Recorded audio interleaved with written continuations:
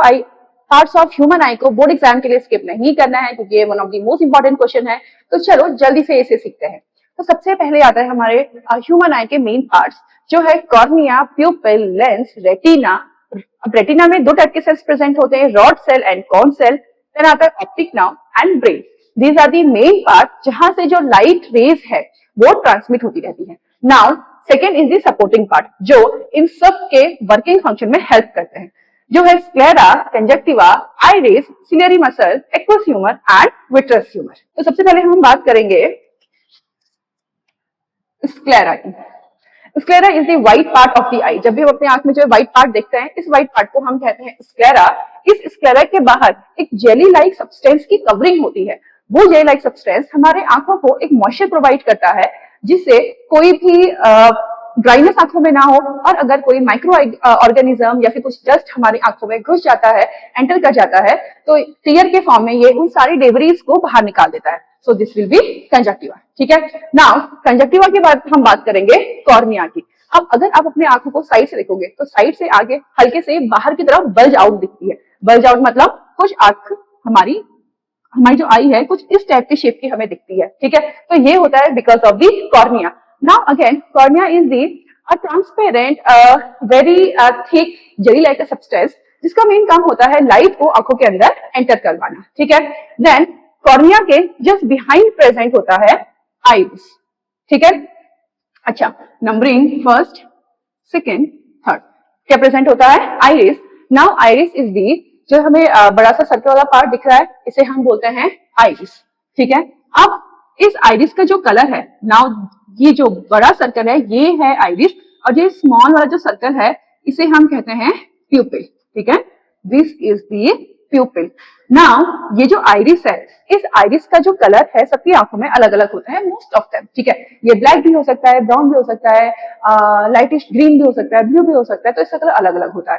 अब नाउ इसका काम क्या है? तो ये जो आइरिस है ये प्यूपिल को कॉन्ट्रैक्ट और रिलैक्स करवाने में हेल्प करता है। ठीक है, now next one is प्यूपिल। प्यूपिल decide करता है, अच्छा, प्यूपिल is the centre part of the iris. जो हमारे आंखों में आइरिस में सेंटर में एक जो ब्लैक डॉट दिखता है दैट विल बी दी प्यूपिल, और प्यूपिल का जो कलर है सबकी आंखों में ऑलमोस्ट सेम ही होता है। ठीक है, नाउ प्यूपिल का जो काम है कितनी अमाउंट ऑफ लाइट हमारे आंखों के अंदर एंटर करेगी, प्यूपिल उसे डिसाइड करती है।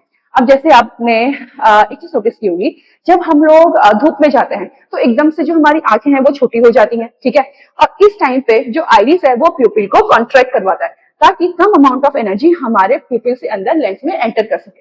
और जब हम लोग अंधेरे में होते हैं, डिम लाइट के पास होते हैं, तो हमें कोई भी चीज अगर हमें ध्यान से देखनी होती है तो हम अपनी आंखों को एकदम से बड़ी कर देते हैं। इस केस में जो आइरिस है वो प्यूपिल को स्ट्रेच करता है ताकि ज्यादा अमाउंट ऑफ जो लाइट है वो हमारे आंखों के अंदर एंटर कर सके और उसकी जो इमेज है वो रेटिना में प्रॉपर फॉर्म हो, जिससे हम ऑब्जेक्ट को देखने में एबल हो जाए। ठीक है, प्यूपिल के बाद जो आता है next, that is the lens. अब जो भी लाइट है वो प्यूपिल से एंटर होकर कहाँ एंटर करेगी? लेंस में एंटर करेगी। अब ह्यूमन आई में जो लेंस है वो होता है कॉन्वेक्स लेंस। ठीक है, जिसका काम होता है लाइट को कन्वर्ज करवाना, और सेकंड काम है लाइट को रिफ्लेक्ट करवाना आई के अंदर वाले पार्ट में। ठीक है, अब लेंस के पास भी एक सपोर्टिंग एलिमेंट होता है that is the ciliary muscle. अब ये जो सिलियरी मसल है ये एकदम से लेंस को दोनों साइड से होल्ड करके रखता है। आई बात समझ में? क्यों होल्ड करके रखता है? क्योंकि जब भी हम दूर की चीजें देखते हैं तो सिलियरी मसल लेंस को एकदम से स्ट्रेच कर देता है। स्ट्रेच करने की वजह से जो फोकल लेंथ की डिस्टेंस है वो बढ़ जाती है और हमें दूर का ऑब्जेक्ट क्लियरली दिखाई देता है। ठीक है, और जब हम पास के ऑब्जेक्ट को देखना चाहते हैं तो सिलियरी मसल इस लेंस को एकदम से कॉन्ट्रैक्ट करवा देती है, जिसकी वजह से फोकल लेंथ का डिस्टेंस कम हो जाता है और हम पास की चीजें आसानी से देख सकते हैं।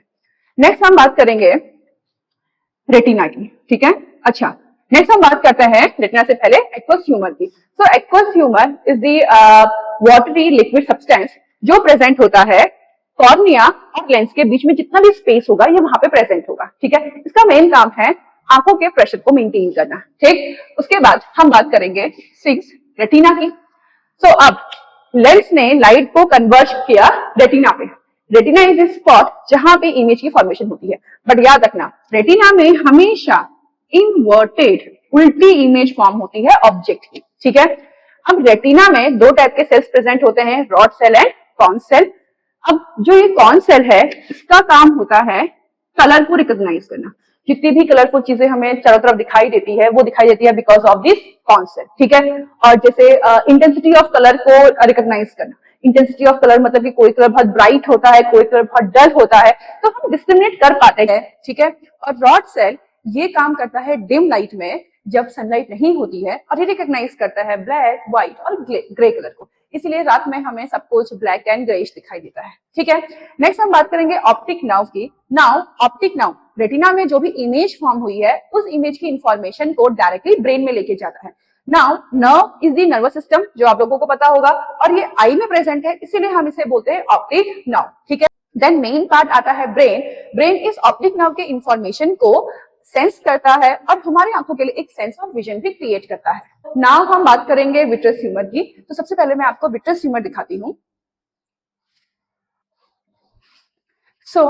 ये जो आईबॉल वाला पार्ट है, इसे हम बोलते हैं विट्रस ह्यूमर। नाउ ये जो विट्रस ह्यूमर है, ये आई के आप ये बोल सकते हैं कि प्रेशर को मेंटेन करता है, ये आईबॉल को एक शेप प्रोवाइड करने में हेल्प करता है और न्यूट्रिशन में भी हेल्प करता है।